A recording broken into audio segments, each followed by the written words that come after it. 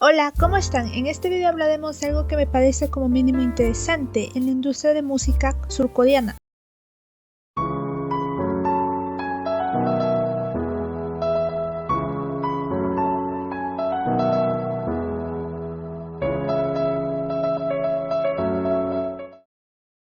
Más que todo en el K-pop, ocurre con la gran mayoría de las agrupaciones de cantantes, me explico.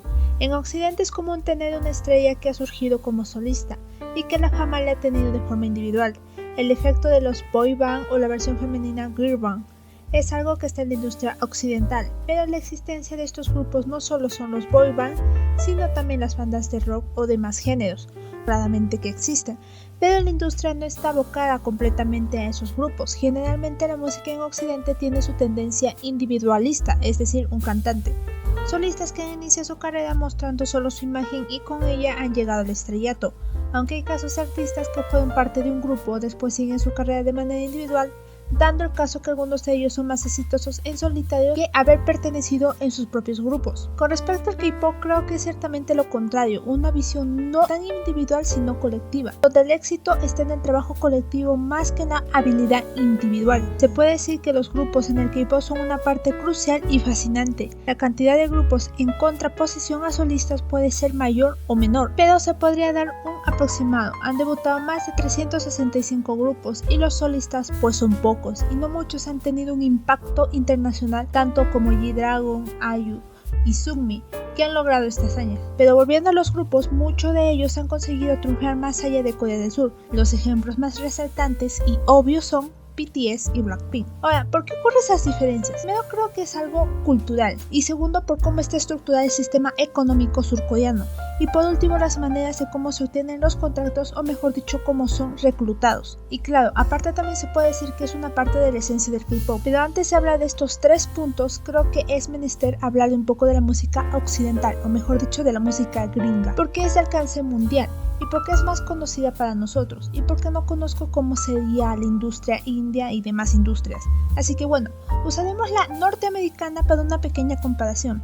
Generalmente la música occidental es un tanto diferente a la de K-pop. En la occidental, cuando un cantante empieza a tener relevancia o a destacar en internet, las compañías discográficas suelen mostrar su interés y ofrecer un contrato discográfico. Ejemplo de esto es Justin Bieber. Justin Bieber comenzó subiendo covers de canciones a su canal de YouTube. Ed Sheeran, que tenía una fama moderada, pero se volvió mundialmente famoso gracias a los videos en YouTube. Aunque bueno, estos son casos modernos, de cierta forma de suerte de aquellos que ahora son famosos, porque antes de internet y la globalización, esta posibilidad no estaba. Antes una manera de obtener difusión era mediante las radios, pero esa cosa los millennials no escuchan actualmente. Antes del internet, la industria tenía todo su peso en los discos, cosa que con la llegada del internet cambió esto.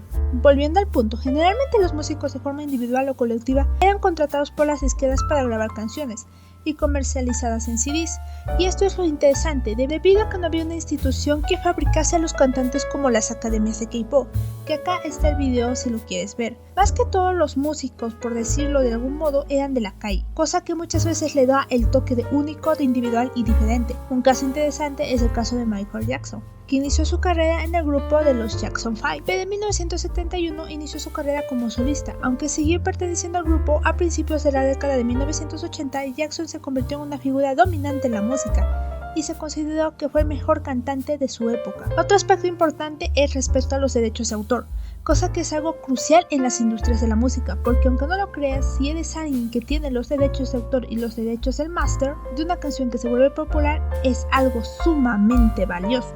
Entonces, ¿qué ocurre?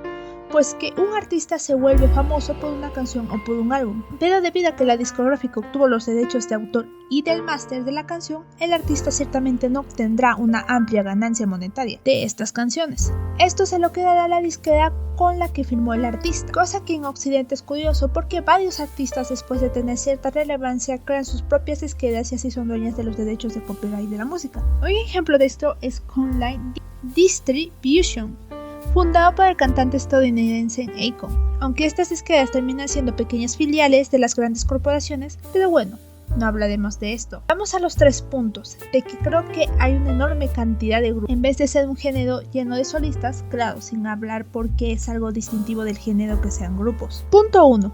La cultura. El confucianismo es importante porque hace ser a Corea lo que es, o al menos le da su estructura filosófica. Digamos que si entiendes el confucianismo podrás comprender muchas de las tradiciones y formas de ser de los coreanos. Bueno, no solo de los coreanos, sino de los asiáticos en general, porque esta corriente de pensamiento nació en China y se extendió por Asia. Algo fundamental del confucianismo es el culto de los antepasados, el respeto por la jerarquía social. Siguiendo con esta lógica, la familia es la parte más importante en la vida coreana. Todo el mundo debe casarse y hacer la vida en familia, tener hijos y una vida dentro de los parámetros correctos. El bienestar familiar es mucho más importante que las necesidades del individuo. Es por ello que se comprende que las acciones de un miembro afectarán al resto de la familia. En el ámbito laboral, esta filosofía está más integrada. Las obligaciones de las personas hacia los otros en base a su relación, el subordinado debe lealtad y sumisión absoluta a su jefe, el jefe tiene una responsabilidad y deber de buenas prácticas para sus subordinados. Por cierto, en Corea es muy importante lo que dice la gente de ti, desde niños. En resumen, tener una buena reputación es fundamental y crucial, porque esta puede traerte gloria o deshonra. Hay algo a entender que el confucianismo es totalmente grupal. Corea es una, y los individuales se miran mal. Punto 2. El sistema económico. Ciertamente, si vemos cómo es la economía surcoreana, podemos tener en cuenta que esta filosofía también tiene su presencia en la economía. Y para eso debemos comprender el término de chaebol. Para resumir, los chaebol son un conjunto de firmas formalmente independientes bajo un mando familiar, administrativo y financiero común. Literalmente significa un grupo de riqueza. La forma de cómo se industrializó Corea del Sur fue de una manera planificada y jerarquizada, es decir, de arriba hacia abajo. El gobierno se reunió con las familias más ricas, las cuales controlaban la poca industria que había. El gobierno dio un respaldo a esas pocas familias y es así como se desarrolló hasta ser esos grandes conglomerados. De hecho, esta herencia histórica de Japón fue también una fuente de conocimiento de la que beber para la información de los chaebols, que por cierto, Japón tiene esas grandes corporaciones que fueron impulsadas por el gobierno. Es así como la creación de estas compañías necesitarían una enorme cantidad de mano cualificada y respetuosa de la autoridad. Es por ello que el sistema de educación surcoreano fue desarrollado en este aspecto.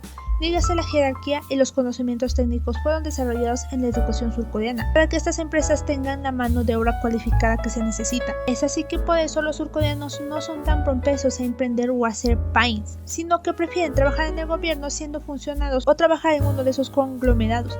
Que por cierto, los pocos que emprenden no les resulta muy sencillo, porque esas pequeñas pains terminan dependiendo de esos grandes conglomerados. Punto 3. Reclutamiento. En este punto hablaremos de cómo tienen sus contratos los idols. Generalmente en Occidente, para tener un contrato se tiene variedad, desde volverse popular en una red social, crear tu propia banda y de poco a poco obtener fama y llamar la atención de una disquera, o a través de una agencia conseguir los contratos, es decir, que hay variedad. En el caso del K-pop no es tan así. Para obtener un contrato de una de estas pocas empresas disqueras, hay que pasar sí o sí por una academia de K-pop, que por cierto no lo volveré a explicar. Si quieres saber más de una academia de K-pop, puedes ver el video que hice del tema. Es así como estos tres factores son aspectos que para mí influyen en el hecho de que K-pop sea más que bandas que individuos. Aspectos como el respeto a la jerarquía, la visión de lo grupal sobre lo individual, el sistema económico como esta, termina haciendo que los grupos de K-pop sean como un anillo, porque es un sistema que fácilmente se puede adaptar a estas estructuras. Otra cosa que también es beneficiosa es que al hacer grupos puedes beneficiarte a la hora de crear los diferentes productos. Para que me entiendas, digamos que sacan una variedad de perfumes, donde cada perfume tiene una marca de un idol. Es así como esta puede ser más beneficiosa para una empresa. Bueno, esto fue un pequeño análisis. Dime, ¿te parece que tiene sentido lo que digo? ¿Crees que estoy sobrepensándolo todo? Recuerda que solo es una opinión y puedo estar en lo correcto o equivocada. De igual forma, no pasa nada. Si no compartes mi opinión, puedes argumentarle en la caja de comentarios por si me equivoco. Y también me gustaría escuchar sus opiniones. Eso fue todo. Ya saben qué hacer. Suscríbanse y dale like y nos vemos en un próximo video. Bye bye.